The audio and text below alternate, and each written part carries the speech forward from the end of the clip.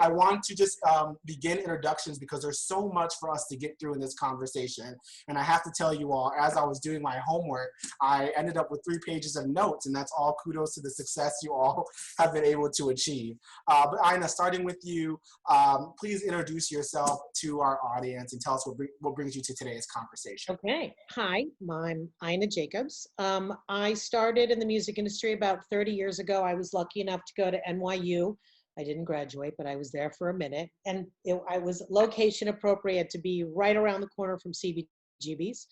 And after a lot of tenacity, I got them to agree to hire me. So I worked there for a few years learning about live music and, you know, bands and whatnot. And then that's when I realized what a tour manager was. And I sort of became obsessed at that moment that that's sort of what I really wanted to do. So after a couple of years of harassing lots of bands, I was lucky enough to convince the Jesus Lizard to take me out on the road with them, selling merch, driving a van, you know, doing everything, and then sort of slowly transitioning into tour manager. And then I stayed on the road as a tour manager for about 9 years. And that's when I realized that babysitting was not that interesting to me, but the mathematics and the money of the road was actually much more interesting to me. So I was lucky enough to have the opportunity to be John Mayer's tour accountant for 10 years. And then from there, I transitioned to go on the road with Mumford & Sons, Swedish House Mafia, and then the last 2.5, 3 years of the One Direction Stadium World Tour as their tour accountant. Along the way as well, I actually worked with Live Nation on many occasions, settling some of their stadium shows and working on Hard Fest as the production accountant, but always sort of more financially based. And then after 24 years on the road, I got pretty tired and missed my bed a lot and decided to transition off the road. And I was lucky enough that CAA, oh my God, I'm so sorry. I'm getting a phone call. I'm so sorry. Sorry. That's how we know it's live. I'm so sorry. And then from there, I transitioned to CAA, where they created my own department, basically my own job that's exclusive to CAA. It doesn't exist at any other company, where I'm sort of the in-house global touring operations financial analytics person. And I oversee all of the deal-making process and the actual like analytics and mathematics of the deal, and make sure that we're not leaving any money on the table. And then in addition, I mentor a lot of our tour managers and tour accountants, teach them how to go on the road and how to settle shows. I settle shows also remotely for a lot of our artists. And I also consult with our management companies on, you know, they need touring, they need help on tax mitigation. I'm there to sort of be your Jane of all trades of touring, to help answer any questions they need. Yes, thank you so much for sharing that. And I can't wait to unpack all of that in this conversation today. That's all good. Salim, what do you have for us? Introduce yourself to our audience and tell us what brings you to the conversation. Cool. What's going on, guys? My name's Salim. I do monitors for Billie Eilish and actually work with Nicole on a daily basis. Prior to doing this, I actually currently still am the guitar player in a band called Bad Rabbits. So my path was kind of, you know, when I was in college, it was a combination of being an audio engineer and learning, working in small clubs around Boston, but also, you know, trying to pursue the dream of being an artist musically with the rest of my band for the better part of 10 years. And kind of for the first maybe 7 to 8 years of my career, it was probably 80-20. Most of my music stuff was taking precedent in my life, and it was kind of progressing me toward the world.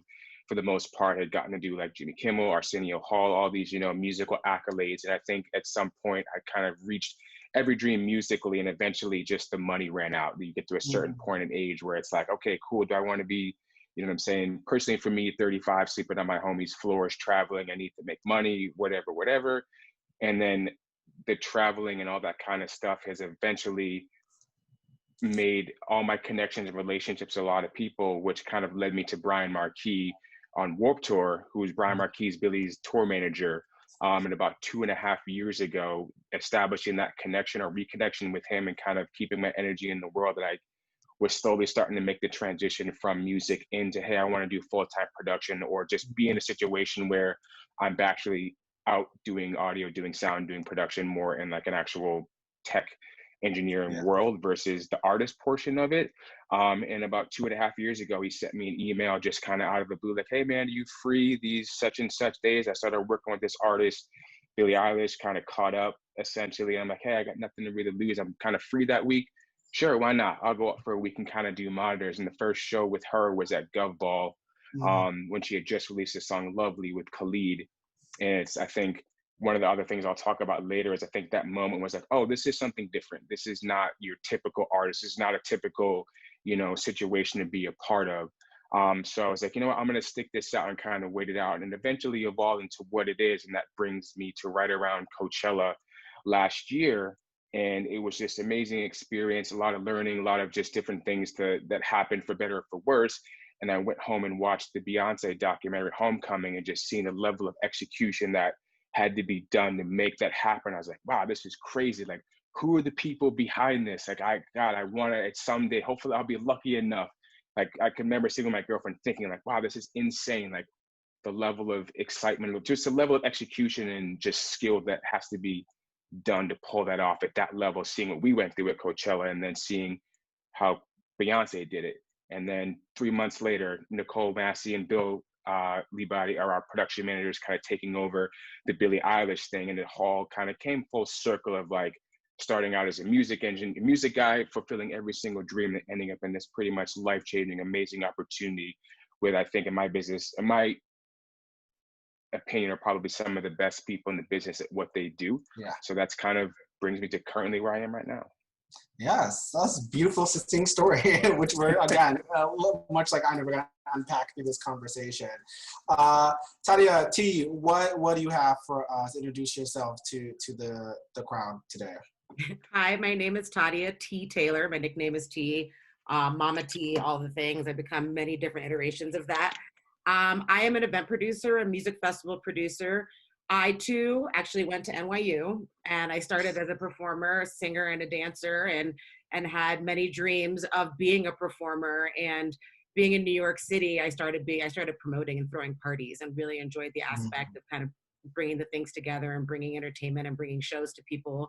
I actually moved out to Los Angeles as a performer. I came out with a drum and bass tour called Tech Dubs, which was like Faux Tech and Infiltrata, who's now 12th Planet, and a bunch of other guys, and had at House of Blues actually in LA, and had my first taste of being in Los Angeles and kind of the performer life.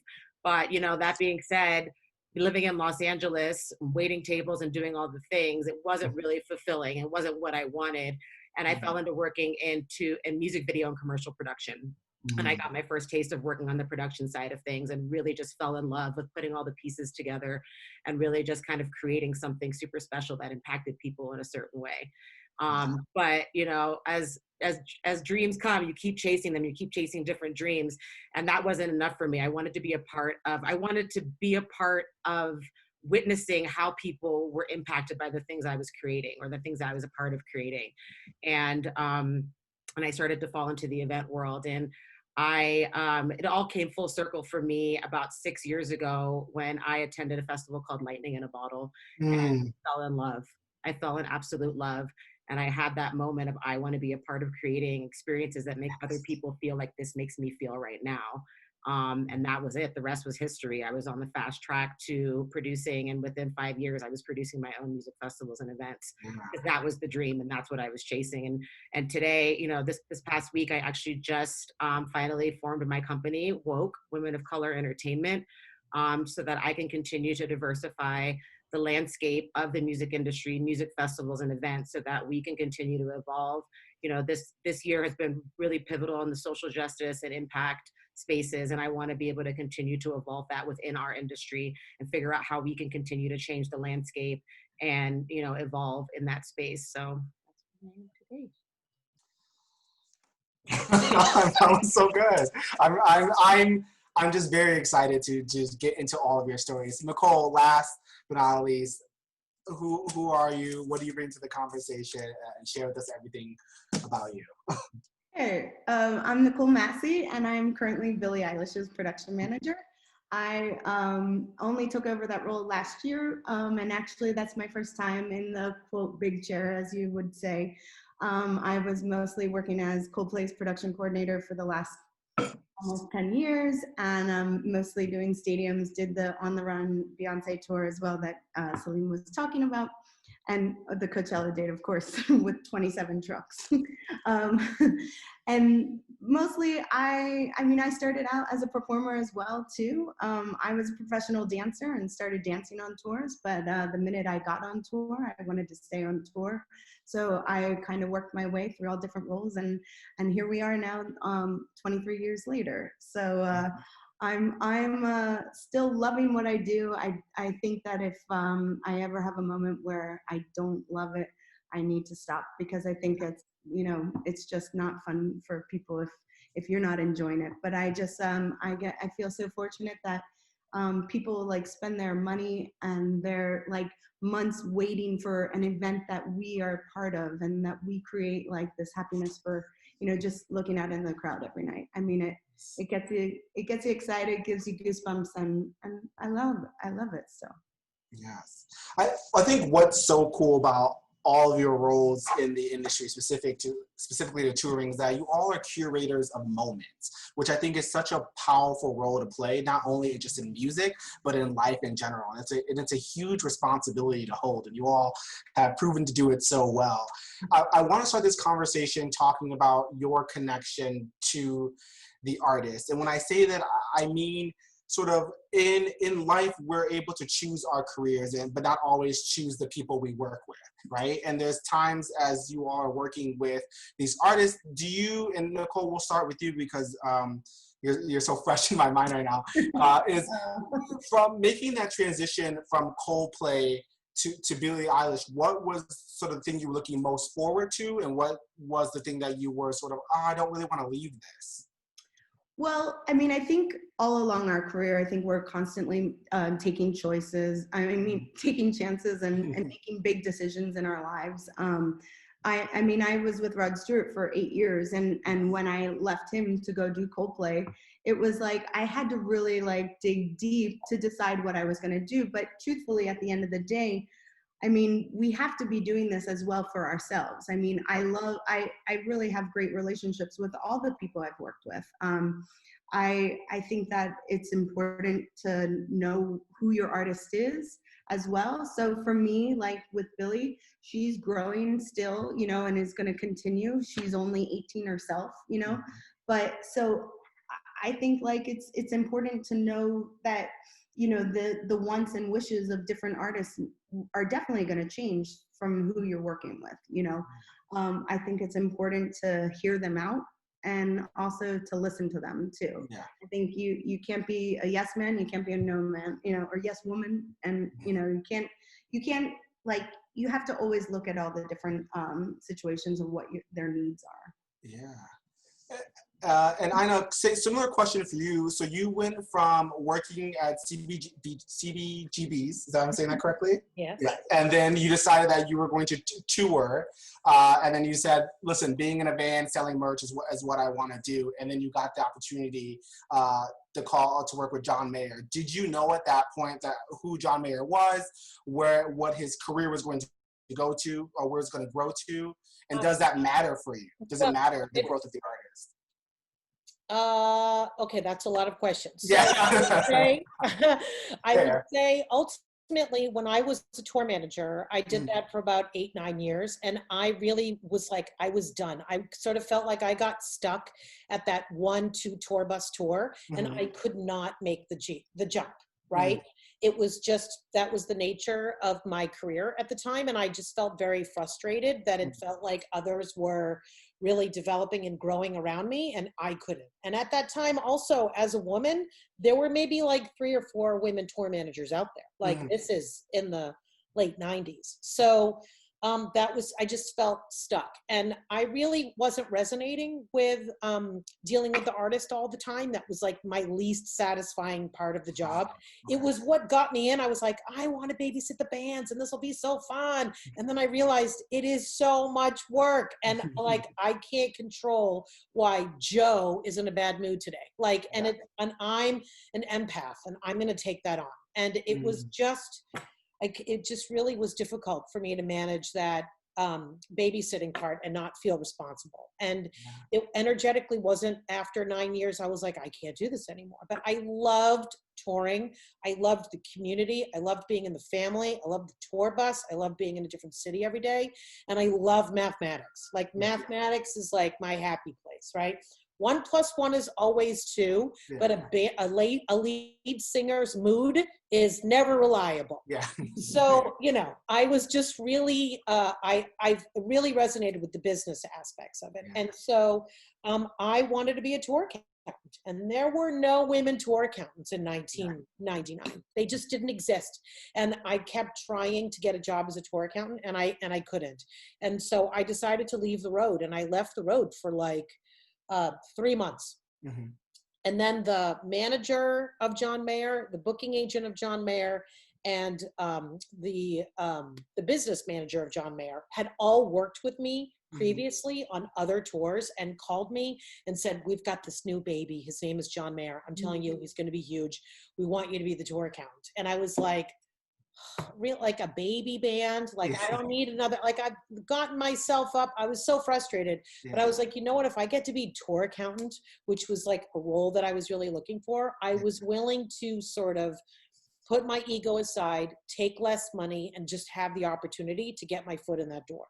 And then I ended up growing with, I was with John just before he like blew up, like he was just about, and then on that first tour, he was already skyrocketed. And within a year, we were in arenas.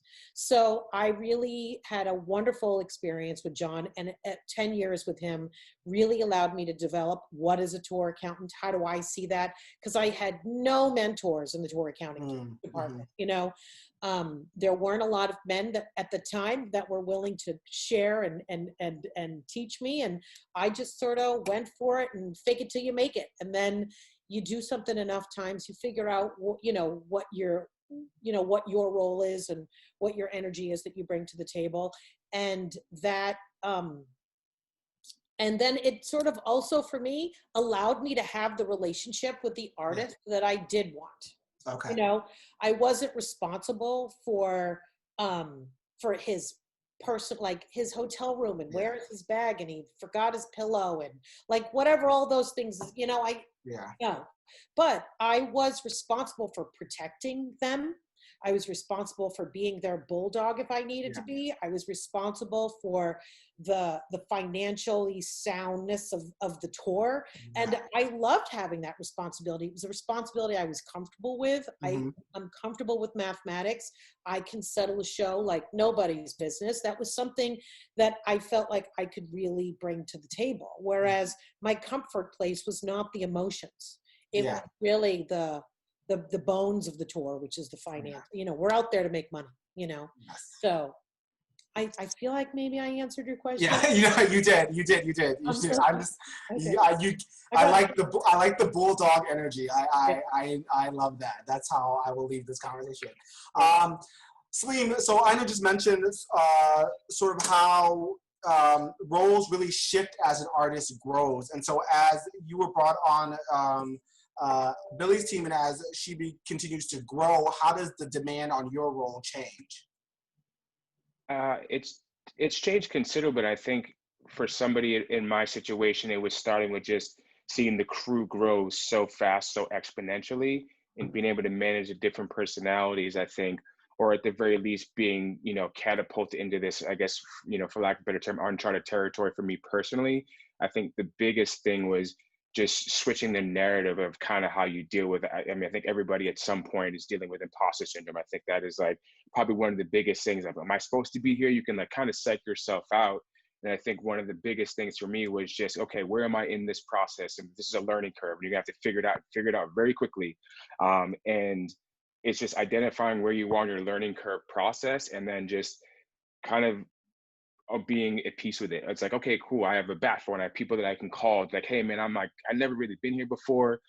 I just want to gut check that I'm actually thinking about this, you know, situation that I'm going into with the right set of circumstances, the right mentality, and kind of just prepare myself as best you can. And like, quote unquote, like she was just saying, like kind of fake it till you make it, but not necessarily faking it, but just trusting myself that I'm supposed to be here. This is my instinct. I'm here because I'm good at what I do. I'm here because I I'm here for a reason. I'm not just here by a fluke, and the circumstances that got me here are by design. It's not just I didn't get lucky or whatever. It's just like a small portion of it is right place at the right time. But I think a lot of it is just identifying like, hey, I'm supposed to be here. I got here for that. And everybody's path is different. I think that's the biggest thing for everybody trying to figure out where to go, how to get there. It's just identify what your specific path is and just know where you are in your journey and when you're on a learning curve. Is it steep? Is it this? You know what I'm saying? And kind of just manage it accordingly. And like for me, day-to-day artist-wise, like working with Billie and knowing what she wants as she kind of grows bigger and just knowing the production comes from being on the artist side. Like my goal as a monitor guy is, well, I know what would bum me out. I know what I want. So my dream and my job to like switch that to not be bummed out that I didn't make it as an artist was to be the best monitor engineer that I never had. You know what I'm saying? So I know what I would want. I know what would make me happy. I know when I'm in a bad mood, what I don't want, what I do want. So it's kind of a different perspective that having to have the perspective of both sides, it was really easy to kind of, I don't want to say blend in, but kind of go into it with the proper mentality to deal with this uncharted territory. Because if people like you, you get a little bit more mulligans than if people think you're just a jerk.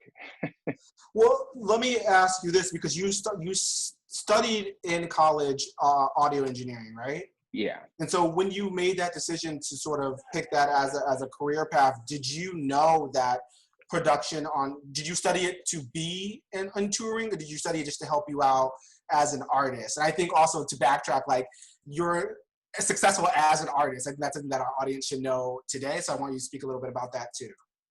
It's a combination of both. I think, you know, for somebody like myself, or maybe even some other people on the panel as well too, there was no real, I guess, role models, you know what I'm saying? There was no like, hey, there's the best Black monitor engineer in the world that I can go and strive to be like, you know what I mean? It was just a catalyst for, hey, I need to make money when I'm on tour, but not have a free schedule. I can't just tell my boss I'm going on tour for 2 months, but freelancing as an audio engineer kept me around music. It kept me current. It kept me being around people and immersed in the business where I could say, hey, listen, check out my band or whatever. You'd be in contact with tour managers or production managers where I could fire them a CD and put me in a lot of places where traditionally I'd be a gatekeeper if I was a fan and not an employee, if you will. So my particular path was just, I actually just love doing audio as well too. So for me, the transition was really easy, but like, well, I'm not a band guy anymore, but I still love doing audio and this is something great. So for me, there was no like, oh, my career failed.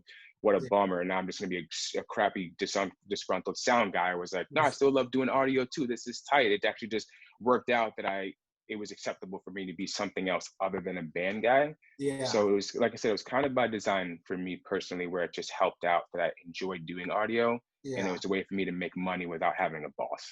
Right. And it's a win-win situation, right? Both are helping out the other. As an artist, you have that perspective, and as someone in production, you have that perspective. And something that we're always talking about here at Music Forward through our programs is how can artists continue to be in the industry and not have to, like we were talking about earlier, wait tables or work at McDonald's, right? How can you get in there? And then we're always additionally talking about too whether or not college is the pathway and what are the pros and cons to that. So thank you for sharing that perspective. I think it's very valuable.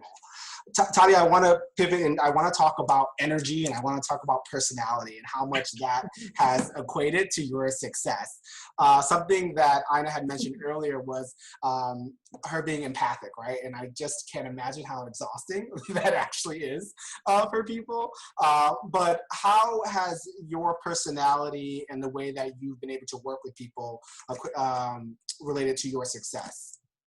I mean, I think it's been paramount, you know, and actually to kind of piggyback on the last question you were asking everybody else about working with artists is that, you know, I kind of came into my own as an artist relations manager for music festivals. So the experience that I was having was that, you know, whereas, you know, people are traditionally dealing with their artists, I was dealing with everybody's artists. So sometimes on these shows, I'm dealing with hundreds of artists at a time, and I'm having to manage different types of personalities. And so that being said, I had to always be at my best to be able to do that because I'm facilitating the experience for many different teams and many different artists. And I definitely have to say that I think that, not without tooting my own horn, I feel like my personality has been paramount in that. I definitely am an empath. I'm definitely someone that understands and knows people So, you know, in my experience, I've been able to kind of mitigate or manage expectations or kind of be able to be ahead of the curve when it comes to working with artists, because I tend to pride myself on being intuitive and really just paying attention and understanding what people need.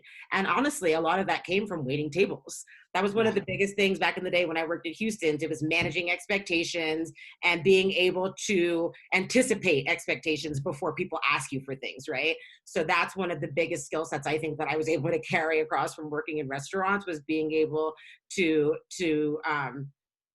preempt what people were going to ask me for, and being able to kind of manage that in a really lovely and curt way. You know, that one of the things that I've learned and that I teach, I actually mentor about 20 young event professionals who are, you know, looking to move in. And one of the things that I teach them, especially working in artist relations, is that you got to be able to make people think you're doing them a favor while you're taking something away from them, you know. Like, really just being able to kind of be that person and like having a solution for everything, right? The answer isn't always no. No is not going to get you anywhere. There has to be something else from there. And so finding ways to really be able to have boundaries, but to also be gracious within those boundaries, I think is really important, because, you know, oftentimes you're working with people that are never used to hearing the word no, you know? And so again, like, no is not necessarily going to be successful or productive, but it really is being able to be honest and open and I keep using the word lovely, but I just try to, you know, kind of always come across as lovely. And it's like, I am one of those people that, you know, I try to be able to be gracious while I'm being short, if that, you know, for lack of a better way to describe it. Because we're all, you know, saying yes and just giving people what they need isn't going to necessarily create a cohesive and efficient experience for the whole, right? And made for that artist in that moment. But you know, I try to always work in a way that I make sure that everyone feels supported and respected, from, you know, from the people that are driving the tour bus all the way up to the artists. You know, everyone is just as important as the next, in my opinion. So I try to treat everybody that way and make them feel supported and respected. Thank you. It's coming across as lovely. So I want to let you know that it's being received. Nicole, I want, first of all, I just want to thank our audience today. The chat is off the chains, and I hope that's still cool to say. But also the Q&A has been booming as well, so we're going to get to that momentarily. Nicole, I if you can, because I know it's a large question I'm asking, but paint us a picture of a tour, start to finish. What happened? You find out that Billie's going on tour. What do you do? Well, I mean, I think it depends on what your role is, of course. But I generally start working with the agents and the promoter. In our case is Live Nation and Paradigm for Billie. And, you know, obviously I'm a part of the process of, you know, looking at the routing and making sure we can get back to back, you know, from, well, they always try and do Denver to Salt Lake, which is always one of those where production managers go, oh, we can do it, but it's just like, you have to, you know, maybe be thinking about a pre-rig or something like that. But I mean, it's a process. It depends on, you know, where the tour is. If it's a new tour and you're starting to hire people, you have to start from the early on too, to lock in your team. But it's something where it's established more, like we have the same universal crew pretty much all the time. I mean, it could be just starting to let them know about what the creative is going to be about as well, letting the crew, you know what is actually going to maybe happen. I mean, I think most of us like to have information ahead of time, but we all know in this business that you might be finding out like a week before you're leaving too at times. So I think just being prepared and you know, locking in your team is probably the most important part, but also locking in, you know, your vendors and your tour buses and your trucks and things like that. But, you know, it could be, you know, you could be a backline guy and just roll up and that's it, you know, change some guitars and stuff. But yeah, I think everybody, you know, needs to slowly start being a part of the process, basically. Yeah. Salim, how involved are you in the sort of creative process of creating a tour? I mean, to be honest, I am not whatsoever. Like, the only way I'd have creative input, it was if I was directly asked, and even then, just etiquette wise, it's just not generally good practice for like my particular role. I mean, if it was one of my homies that I worked for and like we had a relationship, you know, in the past, that even would probably be the only scenario where I would even do that. But unsolicited, I guess, creative input from the monitor guy would probably bum out the production manager almost instantly and go all the way up the chain. And it would just be a general bummer. So etiquette wise, it's not necessarily there. And just, But I think Salim's a part of the, you know, the prep process too. He's deciding what, you know, monitor rack and gear that we're going to have on the tour. So, I mean, he's being very kind and gracious right now, but he's also a part of building like what they actually need to complete his job. Yeah. You know, and so I'd like to say that he's very helpful in that, and always jumping in that sense. So, you know, we need that, because I don't know everything about every last new audio piece or, you the know, nerdy stuff. You know, yeah. I mean, I know my own nerdy stuff, but you know, I let the audio guys go dig deep into their nerd. For me, it's more like from a logistical standpoint. I see the creative stuff and I say, how can I make the logistics of what I need to execute function within this creative aspect? They're going to put a wall here. Hey, you can't put a wall there because I need to be able to have line of sight to the artist. So for mine, it's more logistical input to kind of voice a concern versus say, hey, you should actually make this stage blue, and you know what I'm saying, or whatever that portion of it is. So like I said, it's more logistical flagging versus I'm going to contribute creative input that I prefer, you know what I mean? Fair. And I want to ask you, because I think I'm blanking on who brought it up, but we talked about sort of creating a tour and the finances behind it. We know that you are the mathematician on this call. And so where does that budget come from? And when does an artist, is there such thing as going over budget? And who's paying for this tour, essentially? The budget comes from my brain. No, it comes from a beautiful spreadsheet that is created by numerous amounts of people. It can start with the tour accountant. It can start with the production manager. It can start with the tour manager. It can start with the business manager. There is no one way to shake that stick. So every band and every organization operates totally differently, right? There are tours where the tour manager is heavily involved in the finances, and there are tours where they're not. And same with the production manager, and obviously the tour accountant is always involved in the finances, but sometimes it's just the tour accountant who's dealing with the budget.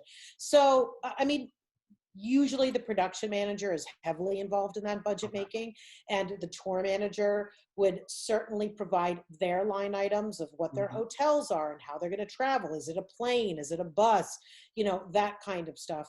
And so the beginnings of that is created when, you know, when we know we're going to go on a tour, or we know when we want to go on a tour, there needs to be a conversation of how much is this going to cost us? So we know that we have to go back to our agency and say, if I don't make X amount of dollars a night, this just isn't even happening, you know? So there's a lot of cart before the horse conversations, but sometimes you got to wing it. Sometimes, you know, I was working on the One Direction budget. I mean, maybe it was 9 months before. And I feel like the production manager was on that gig before me even, and he started it. But then I came in and sort of took over because he had plenty of other problems to solve.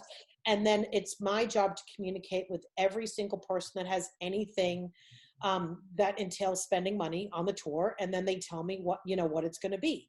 Going over budget absolutely happens, but ideally, if you're good at your job, you know how much things cost, and you also have a contingency, you know? So, you know, if you're smart, there's a 10 to 15% contingency in there, although that's going to be a big number depending on how big your tour is.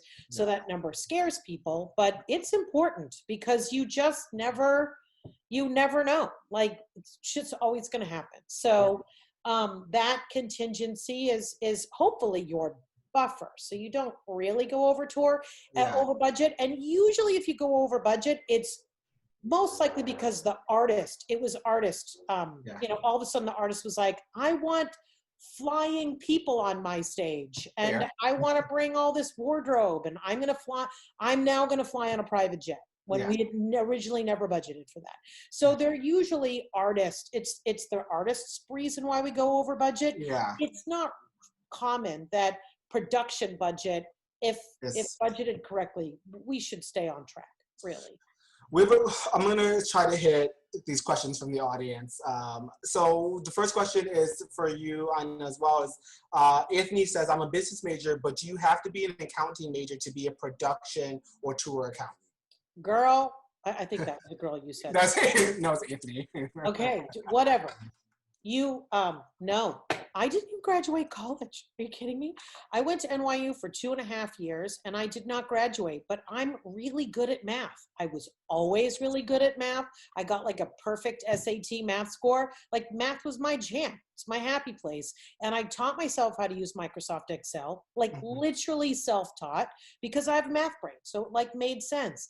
And I was involved as a tour manager on a tour, so I knew how much things cost. And I was involved on every level of spending from the beginning.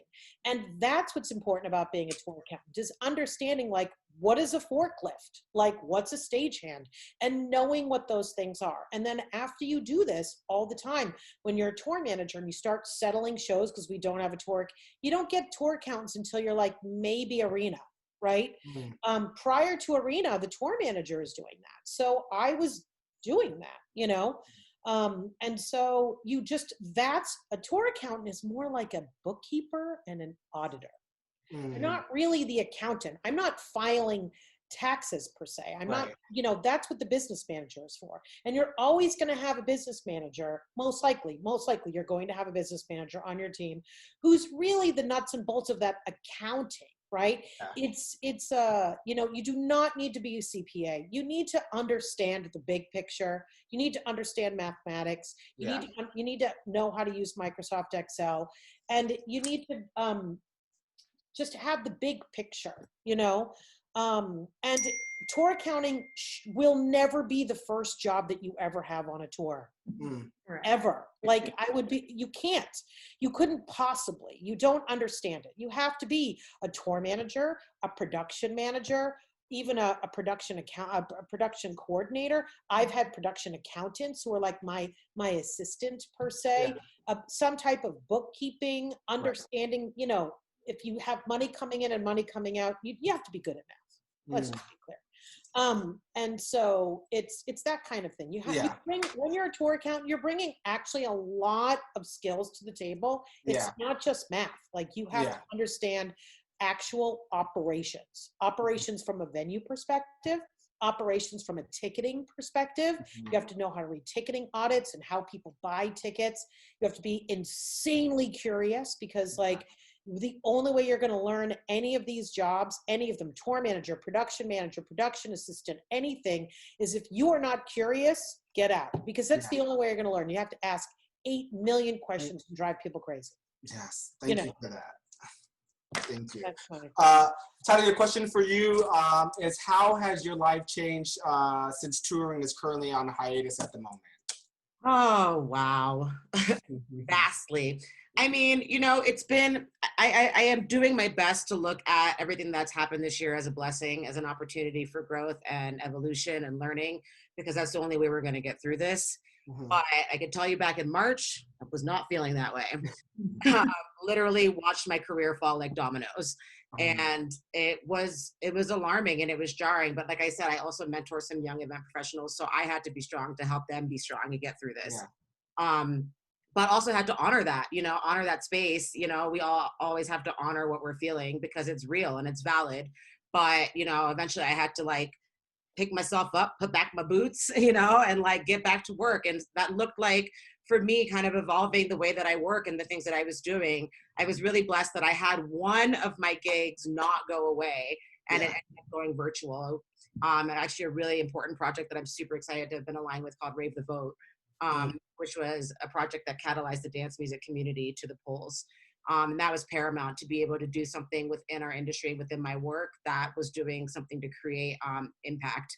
And so it's really been a blessing. I had to learn how to become a digital producer, right? How to put it online, which is something that I saw these people doing it. And I was like, I don't even know what that means. I'm like an on-site person. I'm boots on the ground. I can put all the things together to make sure it happens. But I don't know how to do everything that I'm doing with inside of a computer. Yeah. So it was a really great learning experience for me to be able to learn how to produce something digitally and, you know, online and live stream series. And I've now done 4 different, you know, projects that have been live stream experiences. And it's really amazing because, to be quite honest, this is a model, right? This is where we're going to shift to. We're going to, even if when we come back in, you know, in person, this is a whole new gamut that we're going to have to take into consideration. I'm pretty sure everything will be live stream going forward because it will impact global, you know, global impact, global reach, and how, and the expansion of audiences, you know, throughout the world. Yeah. So I think that I'm just really trying to, like, you know, hone in to what I can learn through this time. And I'm super grateful because I was able to start my company, Woke, during this time as well. It was really about taking this time to innovate, reconfigure, pivot, figure out how to do things differently and move forward, right? Because that's all we can do is continue to grow and learn so that we can continue to expand. And as a community, be able to come together and support each other through these times to be able to continue to evolve how the landscape of our industry and what it looks like on so many levels. Yeah. I've just been trying to do my best to do that. Yeah, let's go deeper into that a little bit, right? The reason why we're all, why you all have joined the session this week has been because of Diversify the Stage, right? Initiative that was put together by Noah Scraggs from Fits and the Tantrums to really diversify the people and the voices that are behind the scenes when it comes to touring, right? And so I'm curious for all of you, no matter how you identify, how has the conversations shift for you as diversity has come to the forefront of the music industry? And Salim, we'll start with you, and then anyone who wants to chime in, feel free to hop on. I think the biggest thing is people just acknowledging that the doors are open for a conversation. I think the circumstances of how this year played out, it's given more opportunity for people to just be generally curious, or people to be accessible that traditionally when the world is running at full speed, they're just not accessible. Where can you ever get 4 or 5 people of this caliber just to sit down and just give out game? Like, hey, this is what it is. These are the things I'm seeing. These are, you know, the situations I've been in, or share their stories that actually, like I said, humanizes, you know, how did I get to be where I am? Because for somebody outside looking in, where there's, you know, gatekeepers and circumstances and nobody to generally, like, I guess, quote unquote, pull you over the fence or latch onto as a mentor, like, just accessibility was generally, you know, sometimes be a roadblock in addition to all the other, you know, circumstances that people had to deal with. So I think now it's generally, people are just aware that there's artists like Billie, there's artists that are like coming into this space now that actually have the voice of the younger generation. So for them, these preconceived notions, all the things that we had to deal with, oh, there's no Black monitor engineer, there's no women, you know what I mean? Like, to them, that's not even programmed in their brain at this point. So we're doing the work right now to kind of start planting the seed for what we'll see in the next 5 years. Because 10 years ago, these conversations, you'd be like, yo, get up out of here with that. Nobody's trying to hear that. Or it would be gatekeepers and you'd be met with all the roadblocks. And now it's just more common to see women, Black people, and just anybody that's in a marginalized community slowly starting to be in these spaces just by default. And I think in a lot of the other panels, I don't necessarily think there was like a whole big gathering of people being like, we don't want no Blacks, no women. I don't think that actually happened. I just think a lot of it was just collateral damage to just accessibility. You know what I mean? Yeah. So I don't know, that's just kind of I've been feeling and seeing it in all the panels I've been in, just people just being available for the game to give out. Yeah. Does anyone else want to add on to that? I was just going to say, as a woman in touring, I mean, for as long as I have been, there were so many tours in the very beginning where I was the only woman on the tour, you know, and I'm sure that Ina can, was there as well, you know.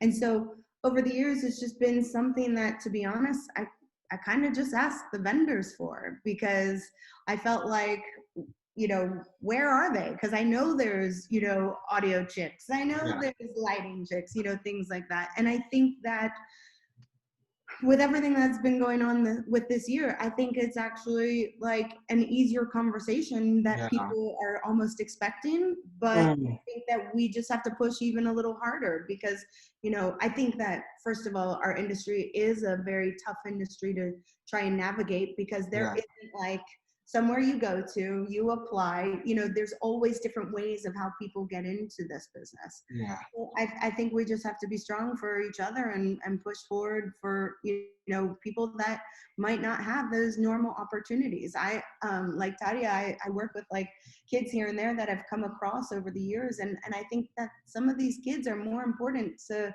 you know, our future, and whether I'm still going to be, you know, the old road hag or not, I want these, you know, young people to succeed. So Yeah. I think the conversation is an easier conversation to be had right now, but exactly like Salim said, we actually have the time right now to try and Yeah. and, you know, normally in the middle of a tour, like I don't think I could sit down and do this even. Right. Right. Tadia? Yeah, so just to jump in on that, you know, and this is kind of what Woke came out of, is that, you know, working in the music festival space, especially I work a lot in transformational music festivals. So your Lightning in a Bottle, your Burning Man, you know, things of this such. And what I noticed while I was having these really beautiful experiences in these places, working with these teams, I would look around and there wasn't a lot of people that looked like me. And that was from the lineup down to the production team, you know, and the audience. And it was just kind of, and so, you know, me and some other colleagues started pushing, you know, putting our brains together, you know, and saying, how can we come to these companies that we're working with, or to, you know, these curators or these bookers, and present new artists and new ways to engage people of color within, you know, the context of the lineup as well as the audience, right? I worked on Lightning in a Bottle. I've been working on Lightning in a Bottle for the past 5 years, but a couple years ago, we had one of the most diverse lineups that we've ever had. And I literally walked out through the crowd and I saw the audience was completely different too, right? Because we had begun to change the landscape of what the offerings were. And that's what I think is super important now, is being able to diversify the offerings so that we can therefore further diversify the entire landscape and the entire, you know, the community around it. Because people aren't going to attend things if they don't feel represented. People aren't necessarily going to go out for a certain job in production or touring, whatever, if they don't feel that, if they don't have that connection to it, right? And so, you know, one of the things I try to always tell people is I had to get humble, right? I jumped into this industry full-fledged at 35, and I volunteered. You know, I wanted to be a part of it, and I tried every little angle, figure out who I knew that knew somebody else that could get me into it. And like, that's not how it happened. It happened because I went and I volunteered and realized that this is how I had to get humble to move forward. And I think we talked about that earlier a little bit.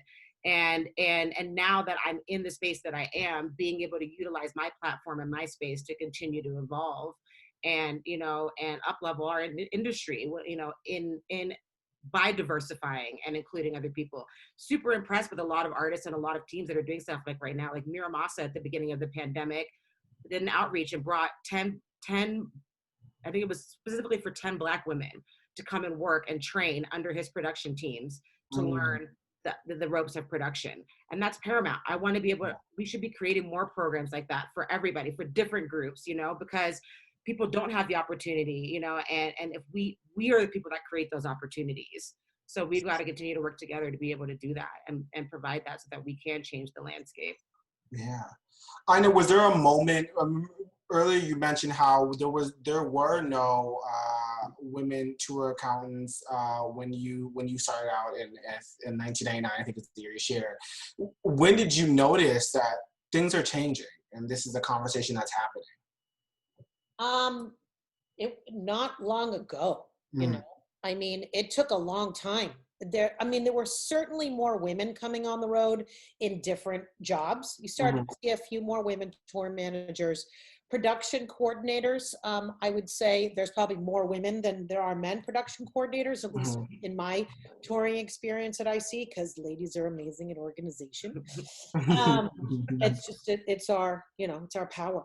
It's just fact. Multitask way better than any man. I'm just saying. Girl. Right, come on. And you would see, of course, wardrobe, you know, it's usually the wardrobe girl, you know, and those types of more traditional female roles. I would say only in the last 10 years have I seen an uptick in women on the road in a multitude of different roles. And I would say that I know probably the majority of the women tour accountants out there. There's a lot of them now, and I mentor a bunch of them, and I'm all about it. like, you know, all about it. Anytime someone has tried to hire me in the last few years and didn't know that I wasn't available, I always give them the number to my 3 favorite women tour accountants. You know, When it comes to mentorship, and this can be for any of you, students who are looking to be mentored, students who are looking to get involved in this space, and they reach out to you, is there something that you want them to come to the table with? It's a hard question. Nicole, That's why I'm here. Well, I think people need to come with a positive attitude is the first thing. Yeah. And also know that you might jump in and do like something that you're not even thinking is part of the job. Like I just love team players. I love people that don't like stand around and be like, well, that's not my job. Because you'll see me, I'm out there like out by the trucks, sometimes loading them, sometimes directing them. But I like to be involved. I like people to help each other. I just think that a lot of times, you know, you get stuck in your frame of mind, well, that's only lighting. I need to stick to this, or that's only that. But truthfully, people that are successful in our touring industry, I feel, are open to, you know, jumping in for anything, you know? Yeah, I agree. Humility, right? You know, we were talking about earlier, is being able to be humble. Like, you know, I definitely, when I jumped in, was doing a lot of things I didn't expect I'd be doing, but I wanted to learn. And I fundamentally, I found learning how to do all of it has made me a better producer and made me a better, you know, employee or person that's working in this industry, because now I know all the different facets. I literally started out doing every single job that I possibly could. And so having just that work ethic, having that passion and the willingness, you know, I mean, I think, you know, you always see these job postings for like industry jobs, but you have to have industry experience to get the entry level job. Well, like, what does that mean? Right. It's an entry level job. Right. How do I get the experience, you know? And so I think that I try to, you know, you can tell when you interview someone or you speak to someone, you know what I mean? They may not have the experience, but if they've got the chops, you know. And I'm always willing to give anybody the opportunity that has the chops and the work ethic and is willing to like jump in there and do what's needed. Yeah, I would say for me that any time that I actually checked my ego at the door and didn't let it get in the way is probably when I've learned the most and had the most incredible opportunities in my career, hands down. I've had there was one in particular which I won't get into, but it was a job that I thought was beneath me, but it was the middle of the summer and my tour got canceled, and I took this particular gig, which was half my rate, which I was normally getting. But I learned more on that tour and ended up utilizing those skills that I learned on that tour on One Direction, which made them much more money than it did before. And I've had such phenomenal learning experiences when I checked my ego at the door. It's the ego is always just going to get in the way of opportunity. For sure. Totally. And an opportunity gets opportunity, right? You never know, like you just said, what one job is going to lead to. Like, yeah, absolutely. And to build off of what everybody's been saying, I think the most important thing is just being a vibe tech. If you're taking on all these different jobs, like if you don't necessarily have the skills, just like you want to put a catchphrase, it would just be a good vibe tech. You may not be the best lighting guy, the best monitor guy, but just be a good vibe tech. Just show up and be the guy people want to hang out and have a beer with, or the other girl, or the girl, or the, you know, that people just generally want to be around. Because I know a lot of people that are really good at their jobs, but are actually just really crappy to be around. And it doesn't necessarily get you anywhere to be the best and the worst personality at the same time. And just, I think what I was saying before, just to know where you are in your process and don't be comparative to somebody else. Like everybody on this panel has a specific story and set of circumstances that got them to where they are, but yours won't be the same as ours. So like, just reach out to any mentor, anybody, just for perspective. I think that's one of the most important things, like as you go along in your journey, like where are you and why are you where you are, and just maneuver it with the right perspective and energy versus looking around and saying, well, they're getting ahead of me. Right. Like you have the ability to change your own situation if you don't like it. You know what I'm saying? We have 2 minutes. Okay, wow. All right, so I want to close this conversation. And as I close it for our audience, I'm going to launch a poll that I'd love for you all to participate in. But quickly, I want to know, when the lights go up and the first song starts, what is the first thing that goes through your mind, and what is the last thing that goes through your mind when the show closes? And Salim, we'll start with you. God, don't let her pack cut out. That's the first thing that goes through my mind. Is everything okay? Did the packs cut out? I think that's probably the biggest thing. And by the end, is she happy? That's cool. It's like, that's it. Fair. How about you, Tadia? For me, as an event producer, it's just like relief. The minute the lights go up, it's almost like these alternate feelings of relief, right? The lights go up and the show is happening. It's just like relief and fingers crossed that nothing goes wrong during the show. Yeah. And then once it happens, I mean, like at the end of a festival, I cry. I honestly cry. But it's like tears of relief and joy. It's just like, yes, because it's such an amazing thing to create an experience. And more often than not, I'm working on events that I love the music and I love the artist and I love what I'm doing. So I'm enjoying the show just as much when I get those moments to be able to. So it's just that like, it's just, joy and satisfaction and just excitement for a job well done. Yes, there is something about, specifically at festivals, but I feel it too, where like there's something to see an artist sort of putting their all on stage and knowing what was behind it that just sort of makes you a little emotional and satisfied to know that we did this. Like we did this, and you forget everything and all the BS that was sort of behind scenes, because that one moment, again, you all are curators of moments, and so I totally can empathize with that. Nicole, first thought, that first song goes on, last thought when the last song comes on. Well, there's never, whether you're in a stadium with 80,000 people or even a shed with, 7,000 people, when that first song goes and the crowd, or the lights go off and the crowd cheers, it's one of the reasons I do this. Yeah. I mean, it's definitely that feeling of, here we go, I mean, it depends on what kind of show it is, but of course, like, there's definitely moments of stress throughout the show, for me at least. Yeah. But there's moments of just utter joy and looking around at not just the crowd, but looking at the crew as a whole and just being like, we did this, we did that, Yeah. And I think you just have to appreciate those moments and not take them for granted. And I think most of the time if you're out on the road and still like, just bitter about things or just, tired and everything. I mean, some of the best things come out of those days where you have gone like 24 hours straight practically, Yeah. Yes. I think just the overall satisfaction of knowing that you put everything you have into this and you made somebody's day that people have sometimes been waiting for a year. They bought the tickets a year ago. So, something like that is just pretty spectacular. I still get the old goosebumps and everything. Yeah.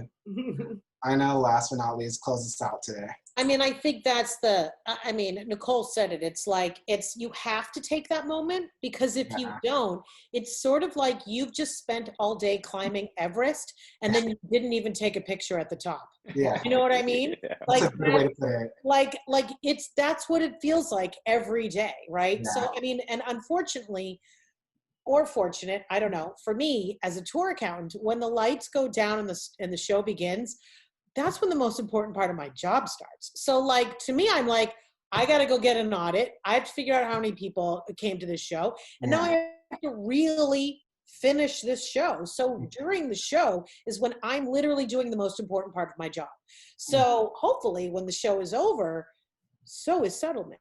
Yeah. So then hopefully I'm having a glass of wine and the whole day is over and I'm enjoying it.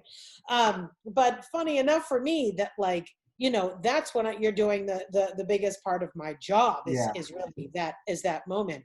But you do, for me, those first 5-10 minutes, you got to take that minute. Yeah. You do. Because if you don't, then it just feels like a slog, man. It is hard work out there. You're not with your friends. You're not with your family. I mean, your crew, you are friends with the people that you work with, but you're not with you're not with your homies. You're not with your family. maybe not with your partner. And, you know, you have to take these moments of like joy throughout the day to like have a gratitude process throughout the day, or else you're just going to be miserable and hate it. You're like working 18 hours a day, you know? So like, gotta take a gratitude moment, or else like, why would you even be there? I think it's true. Do another job. Yeah, I think it's true for any job and role that you're in, is that you have to love what you do. And I think for our audience specifically, is who are just currently starting out on their careers, like, you're going to run into some bumps in the road, and you're going to run into some obstacles as you try to figure out what it is that makes you happy. And I think the advice that you all share today and that we've heard in the past is really stick with what you love, and you'll ultimately get there as long as you're sort of focused and working with intent. And with that said, thank you all so much for being here today in this industry session. You all have been able to not only curate moments on stage, but curate moments via this Zoom. And I appreciate that so much. And thank you for being honest and forthcoming with all of your stories and experience. And to our audience, one of the most engaging audience I think I've seen in 2020, and I haven't seen any audiences in 2020, has been really engaging. Your questions were very thoughtful, and I appreciate you networking with each other in the chat. And I know that we only got through sort of half the questions, and we're going to be talking about touring all week. And so for those of you who are continue to be interested, tune in tomorrow at 3 o'clock for our career development workshop, where we'll be actually diving in deeper into the role of a tour manager and touring teams. But until then, and until next week, where we'll be talking about the art of performance, I wish you all well, and I can't wait till the world opens back up so that we can see some shows. Thank you all so much.